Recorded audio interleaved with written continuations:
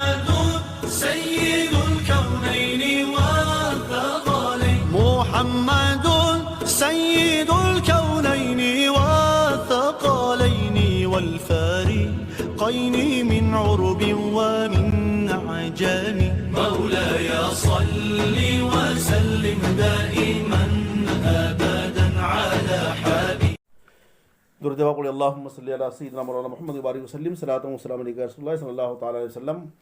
آقا جان رحمت صلی اللہ تعالی وسلم نے فرمایا، یہ قوم جو میرے صحابہ کو برا کہے تو اگر ان میں کوئی مر جائے تو ان کے جنازے میں نہ جانا، ان کے ساتھ نماز نہ پڑھنا، ان سے رشتہ داری نہ کرنا اور نہ ہی ان کی مجالست کرنا، اور اگر بیمار ہو جائیں تو ان کی بیمار پرسی بھی نہ کرنا. اور یہ ارشاد فرمایا میرے آقا نے کہ جب تم ان کو دیکھو جو میرے صحابہ کو برا کہتے ہیں تو کہو تمہارے شر پر اللہ کی پھٹکار ہو. حضرات، ان احادیث مبارکہ سے آقا نامدار صلی اللہ تعالی علیہ وسلم کے صحابہ کرام کے نزدیک بدترین وہ لوگ ہیں جو آپ کے صحابہ کرام کی شان اقدس میں زبان درازی، دشنام درازی کرتے ہیں. الحمدللہ اہل سنت والجماعت تمام صحابہ کرام کے محب اور خادم ہیں. اس لیے میرے آقا صلی اللہ علیہ وسلم نے ارشاد فرمایا، میرے صحابہ کی عزت کرو، وہ تم میں سے بہترین ہیں. اور ایک حدیث پاک میں سرکار فرماتے ہیں، اصحابی کالنجوم فبأیہم اقتدیتم فاہتدیتم. میرے تمام صحابہ ستاروں کی مثل ہیں، جن کی بھی تم اتباع کرو گے ہدایت پاؤ گے. آقا دو جہاں صلی اللہ تعالی وسلم کہ تمام صحابہ کرام شان والے ہیں، مگر ان میں چند نفوس قدسیہ جن کی کو بارگاہ مصطفیٰ اور رب العالمین کی بارگاہ میں اور سرکار دو جہاں صلی اللہ علیہ وسلم کی بارگاہ میں خصوصی مقام حاصل ہے. وہ کون صحابہ کرام ہیں؟ ان کے تعلق سے حضرات تھوڑا سا غور کریں. صحابہ تو سبھی افضل ہیں، مگر ان کی شان و عظمت کیا ہے، اللہ تعالیٰ نے ان کو کیا شان عطا فرمائی ہے. ہمارے سنت والجماعت کا اس پر اجماع اور اتفاق ہے کہ رسول پاک صلی اللہ تعالی وسلم کے بعد، یعنی بعد الانبیاء افضل البشر بالتحقیق، حضرت سیدنا ابوبکر صدیق رضی اللہ تعالیٰ عنہ کی ذات پاک ہے. اور حضرت سیدنا ابوبکر صدیق رضی اللہ تعالیٰ عنہ خلیفہ اول اور برحق امام برحق ہیں. ان کے بعد حضرت سیدنا عمر فاروق اعظم رضی اللہ تعالیٰ عنہ کی ذات پاک ہے. پھر ان کے بعد حضرت سیدنا عثمان غنی رضی اللہ تعالیٰ عنہ کی ذات پاک ہے. پھر ان کے بعد حضرت مولا علی شیر خدا رضی اللہ تعالیٰ عنہ اجمعین کی ذات پاک ہے. اور ان چاروں خلفائے راشدین کے بعد، ان کے بعد عشرے مبشرہ جن کو میرے سرکار نے دنیا میں جنت کی بشارت دی تھی. میرے آقا اعلیٰ سرکار نے اس کی ترجمانی فرمائی، وہ دسوں جن کو جنت کا مزدہ ملا، اس مبارک جماعت پہ لاکھوں سلام. وہ خوش نصیب صحابہ کرام جن کو عشر مبشرہ کہا گیا. اور عشر مبشرہ کے بعد عام صحابہ اہل بدر کا درجہ آتا ہے. پھر اہل بدر کے بعد میں پھر اہل احد کا مرتبہ آتا ہے. اور اہل احد کے بعد میں پھر تمام بیت الرضوان کے صحابہ کرام، پھر وہ جنہوں نے دونوں قبلوں کی جانب نماز پڑھی. پھر ان کے بعد فتح مکہ کے دن یا اس کے بعد ایمان لانے والے صحابہ افضل ہیں. اور منصور بغدادی نے بھی لکھا ہے کہ اسی پر امت مصطفیٰ کا اتفاق ہے. حضرات، یہ جو میں نے بیان کیا ہے یہ کوئی ایسا نہ سمجھ لینا، بلکہ میرا بیان تاریخ خلفاء کے صفحہ نمبر 108 پر آج بھی اٹھا کر دیکھ سکتے ہیں. تکمیل الایمان میں صفحہ نمبر 253 پر آج بھی اٹھا کے دیکھ سکتے ہیں آپ. اور شرح فقہ اکبر میں 145 صفحہ پر آپ دیکھ سکتے ہیں. ان کی وہ شان ہے. اور امیر معاویہ صفحہ نمبر 12 پر بھی دیکھ سکتے ہیں. تو خلفائے راشدین کے فضائل بے شمار ہیں. صحابہ کرام کے تو ہیں، لیکن ان میں خلفائے راشدین ان کے فضائل بے شمار ہیں. ان بزرگوں کے ناموں کو رب تعالیٰ نے، حضرات سب سے پہلے سمجھنے کی کوشش کریں کہ ان بزرگوں کے ناموں کو رب تعالیٰ اور اس کے پیارے حبیب صلی اللہ علیہ وسلم سے کتنا قرب حاصل ہے. وہ قربت حاصل ہے کہ جیسے میں آپ کو بتاؤں کہ سبحان اللہ، لا الہ الا اللہ کے حروف 12 ہیں. سبحان اللہ کے آپ حروف دیکھیں تو 12، لا الہ الا اللہ کے حروف دیکھیں تو 12 ہیں.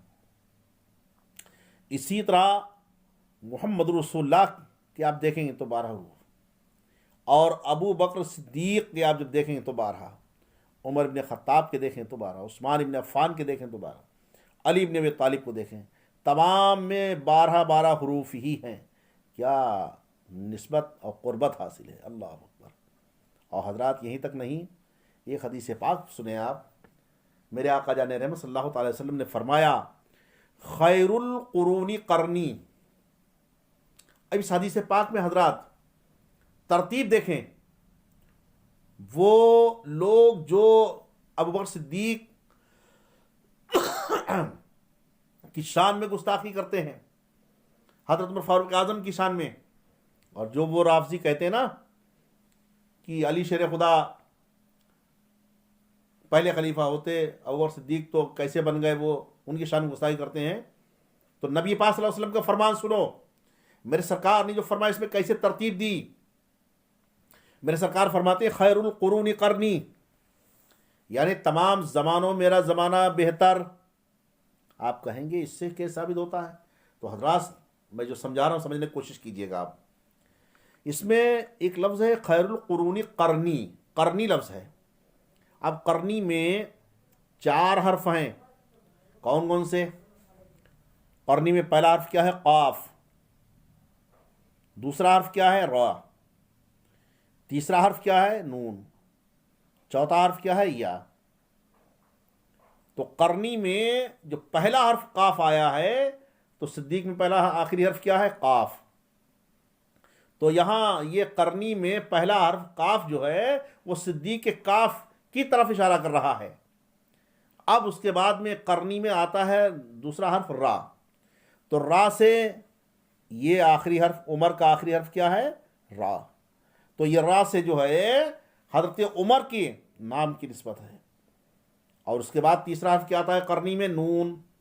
تو عثمان کا آخری حرف کیا ہے؟ نون، تیسرے نمبر پہ. اس کے بعد چوتھا حرف کون سا آتا ہے قرنی میں؟ یا. اور یا میں سے حضرت علی کی میں آخری حرف کیا تھا؟ یا.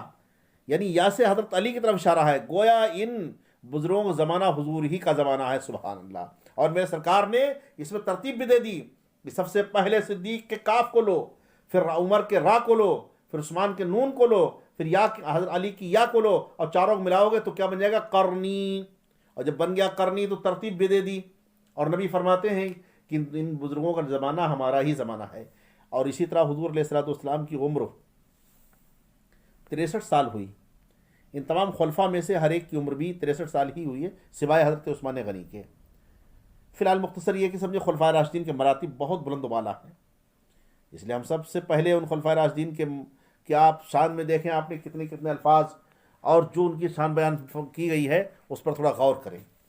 لیکن میں چاہتا ہوں کہ تھوڑا سا ترتیب تھوڑا سا اور بھی آپ کے سامنے اس بحث کو ذکر کر دیا جائے تھوڑا، تاکہ سمجھنے میں آپ کے اور بھی آسانی ہو. کہ حضرت سیدنا ابوبکر صدیق، عمر فاروق اعظم، عثمان غنی، مولا علی رضی اللہ تعالیٰ عنہ اجمعین کے درجات، ان کے مراتب اور کیسے ہیں ان کو سمجھنے کی کوشش کریں. لیکن یہاں پر ایک چیز اور بیان کر دوں میں کہ جو یہ صحابہ کرام کی فضیلت اور 10 صحابہ کرام کو جنتی عشرہ مبشرہ جو صحابی ہیں ان کو جو جنتی ہونے کی بشارت دی گئی ہے، تو ان کے سوا 3 اور شرح عقائد میں لکھا ہے کہ 3 شخص اور ہیں جن کے جنتی ہونے اور ایمان پر خاتمہ ہونے کی یقینی خبر ہمارے نبی پاک صلی اللہ تعالی وسلم نے دی ہے. اور وہ کون ہیں حضرات؟ وہ کون ہیں؟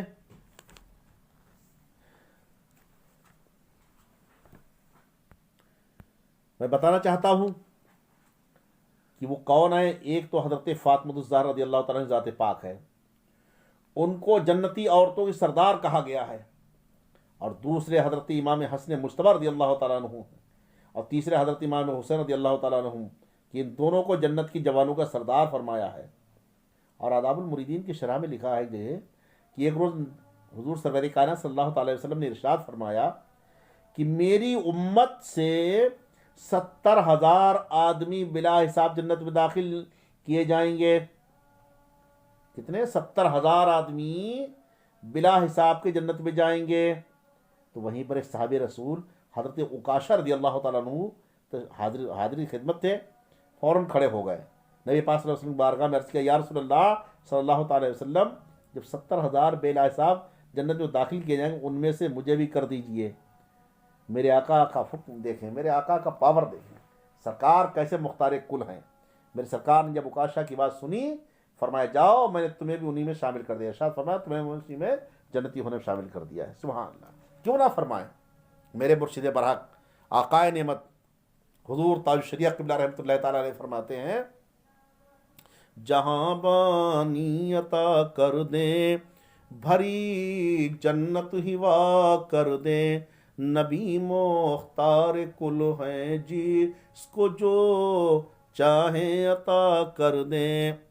جہاں میں ان کی چلتی ہے وہ دم میں کیا سے کیا کر دیں، زمین کو آسماں کر دیں، سریا کو سرا کر دیں. میرے نبی کی شان و عظمت یہ ہے، جس کو جو چاہیں جب چاہیں عطا فرما دیں. مختار کل ہیں، خالق کل نے آپ کو مختار کل بنا دیا.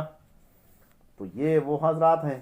لیکن حضرات میں کہنا یہ چاہوں گا کہ آپ دیکھیں کہ ایک روز نبی پاک صلی اللہ تعالی وسلم کی بارگاہ میں جب حضرت جبریل امین جب حاضر ہوئے تھے تو اتنے میں حضرت عمر سرکار کی بارگاہ میں تشریف لا رہے تھے. تو حضرت جبریل امین عرض کرتے ہیں، یا رسول اللہ یہ عمر جو آ رہے ہیں عمر. تو میرے نبی فرماتے ہیں، اے جبریل کیا عمر کو آسمان والے بھی جانتے ہیں؟ تو حضرت جبریل نے عرض کیا، یا رسول اللہ صلی اللہ تعالی وسلم اس خدائے برتر کی قسم جس نے آپ کو ہدایت مخلوق کے لیے مبعوث فرمایا، عمر آسمان پر زیادہ مشہور ہے بمقابلے زمین کے.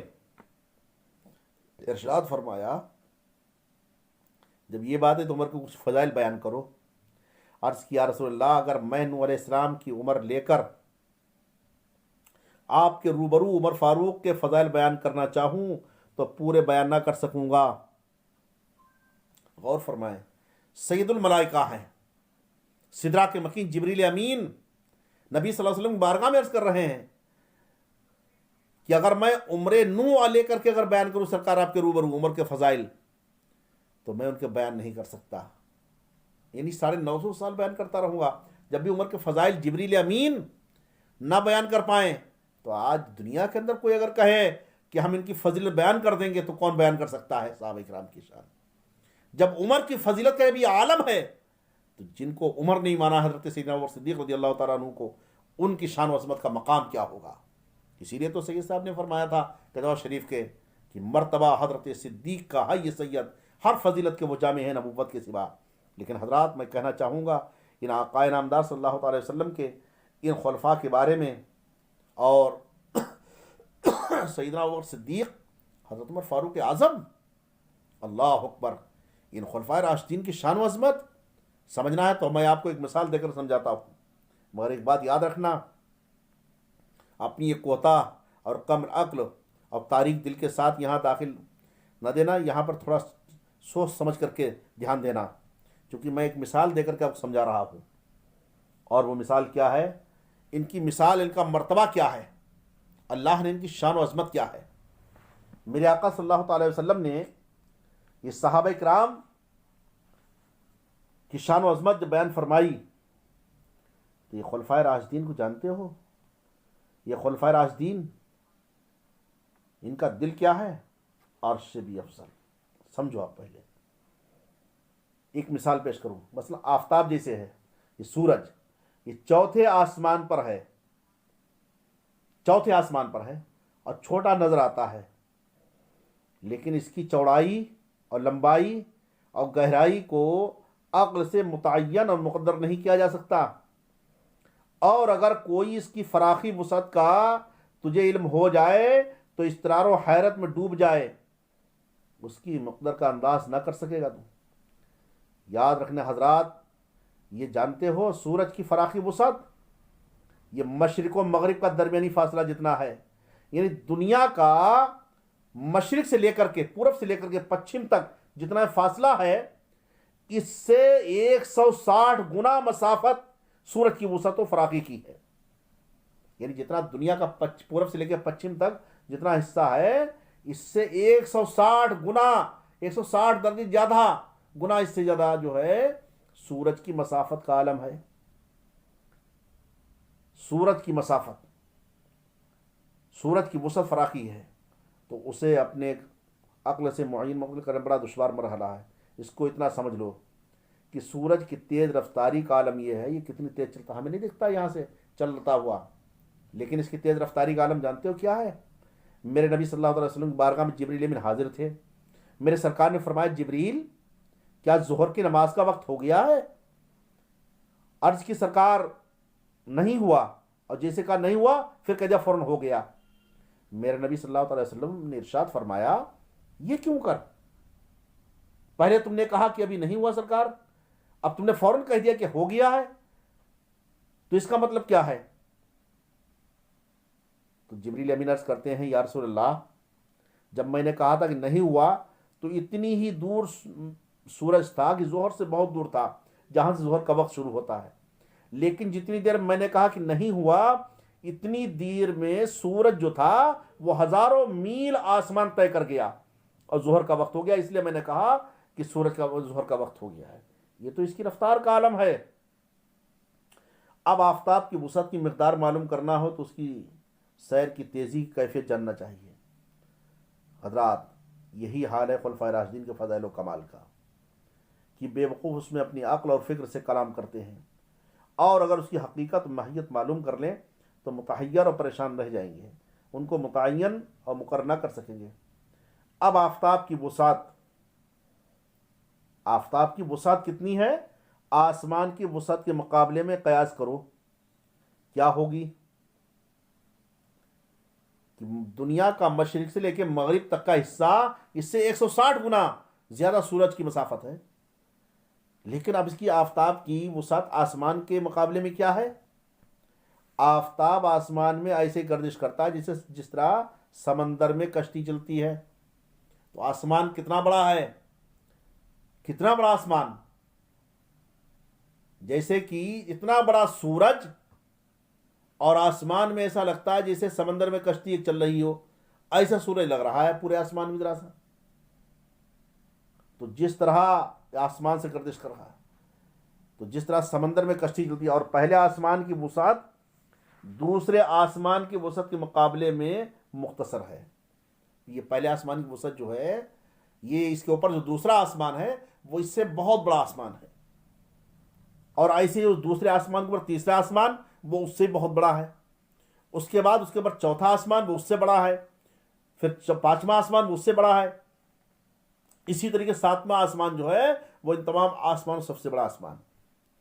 اور یہ بھی یاد رکھو زمین سے آسمان تک کا راستہ کتنا ہے؟ 500 سال کا راستہ ہے، اور ایک آسمان سے دوسرے آسمان کا فاصلہ بھی اسی قدر ہے،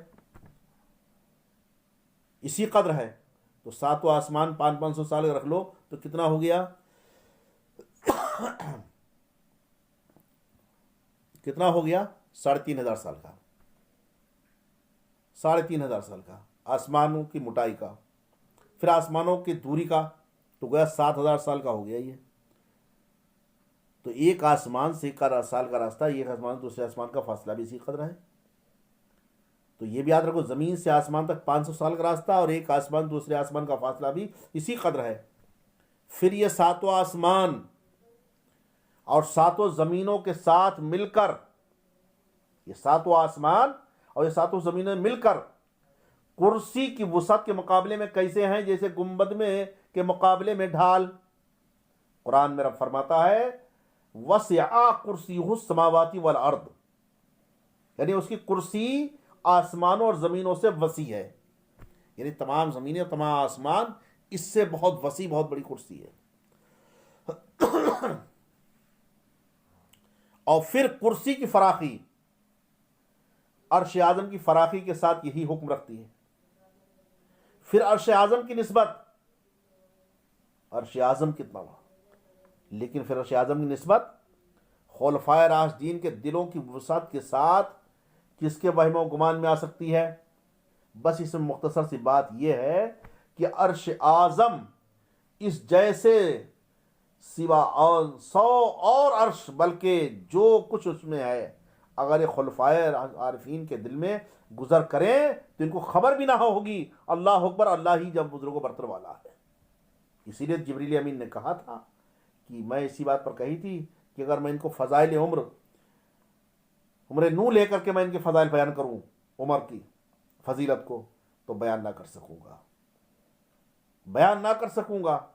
اسی لیے یہ دل وہ دل ہے کہ عرش اعظم کی عظمت اور وسیع ترین کرسی کی وسعت ان دلوں کے عظمت و وسعت کے مقابلے میں اپنا بستر سمیٹ لیتی ہے۔ جب مصطفیٰ جان رحمت صلی اللہ علیہ وسلم نے فوقا کل ذی علم علیم فرمایا کہ ہر جاننے والے پر ایک اور عالم